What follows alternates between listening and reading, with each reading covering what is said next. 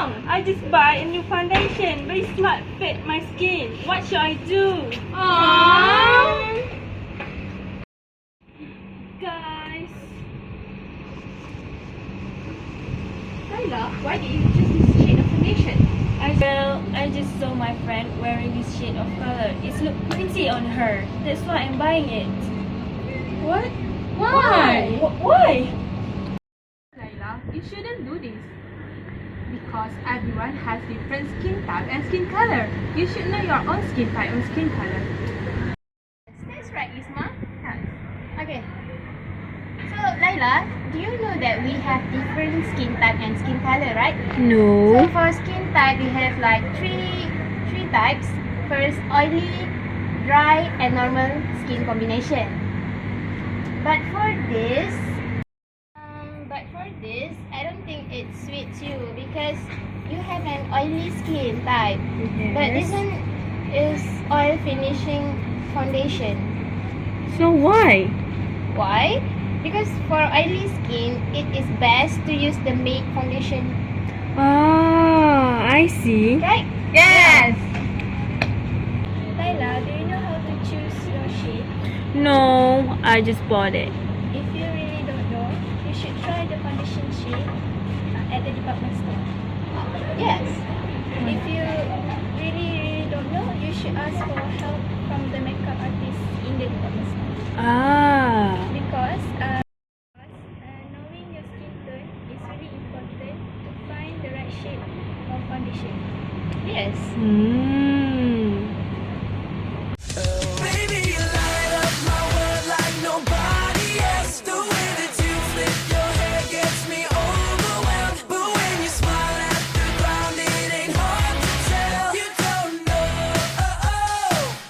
know you're beautiful. If only you saw. I wonder why people have different skin color. Yeah. This, on my reading, is because of melanocyte. So let's see how melanocyte works. How?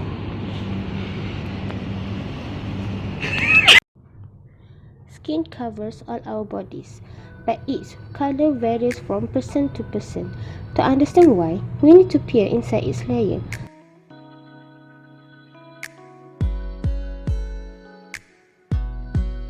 Skin cells and their allies, hair, sweat, and oil glands form a first line of defense from the environment.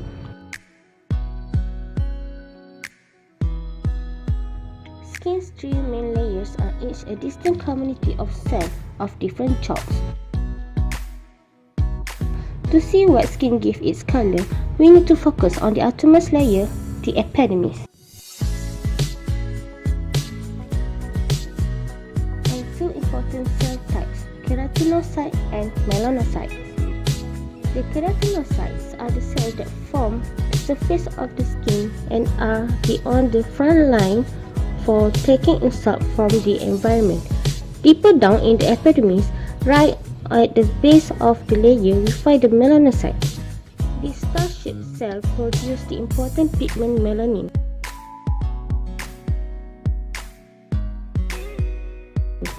Let's zoom inside the melanocyte to see how this works. Melanin is produced inside what look like spheres throughout the melanocytes. These are the melanism. Chemical reaction inside melanism turn the amino acid tyrosine into melanin. The proportion of two forms of melanin produce a reddish yellow type versus a black brown type. The total amount of melanin in each melanism and the number of melanism in the epidermis are vary from person to person and determine their skin color. Melanism are the melanin factories inside melanocytes. But for melanin to do its job, melanosome needs to be transported to the keratinocyte via the melanocyte long projection. Inside the keratinocyte, some melanism form a cap around the cell nucleus.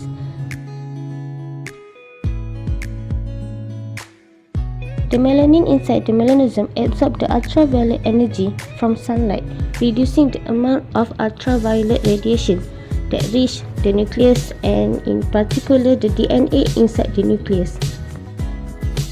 Ultraviolet radiation can cause mutation in DNA that can lead to cancer.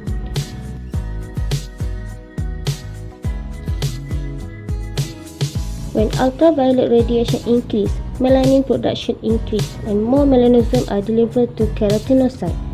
Most people can adjust to greater exposure of the sun by turning up melanin production and tanning. But their genetic inheritance determines both the baseline color of their skin and how much it can tan. Wow, it's really interesting. 'Cause you're amazing. For the darker skin tone, like tan or chestnut color, this shade may fit you.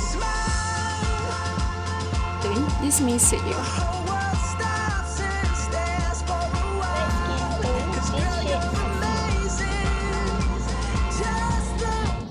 We are all unique. We are still beautiful regardless of our skin color. So we must be proud of it! You're beautiful.